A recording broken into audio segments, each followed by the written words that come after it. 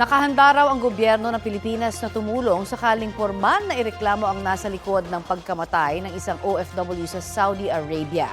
Ang biktima unang napaulat na nawawala.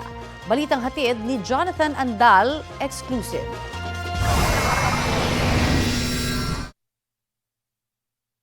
Noong June 11 pa, hinahanap sa Riyadh, Saudi Arabia ang 30 anyos na OFW si Juljiri Agong.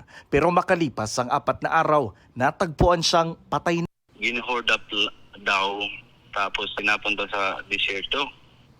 So, tapos isang kwento, nasagasaan lang daw, hindi daw gin-hold up. Sabi ko, pag hindi hin-hold up, nasaan yung gamit niya? Cellphone niya, pera niya, at saka ginto na ipapadala sana sa nanay niya.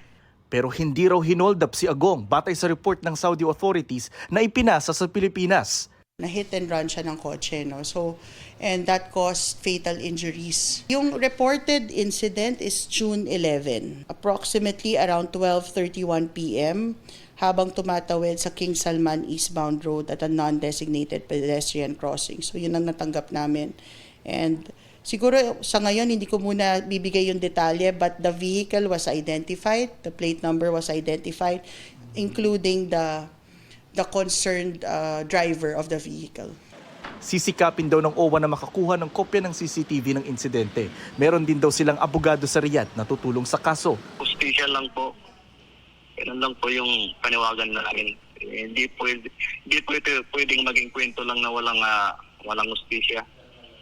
Marami pa po tayong mga kababayan doon. Pag hindi po ito inaksyon ng sigurado, may susunod pa. We stand ready to pursue yung kaso and makamit yung hustisya. The Saudi police are investigating the case if there's possible foul play.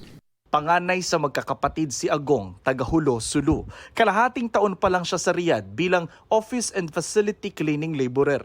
Sa ngayon, ang desisyon daw ng pamilya, doon na sa Riyadh ilibing si Agong alinsunod sa tradisyon ng mga Muslim.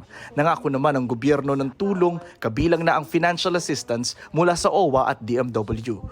Jonathan Andal, nagbabalita para sa GMA Integrated News.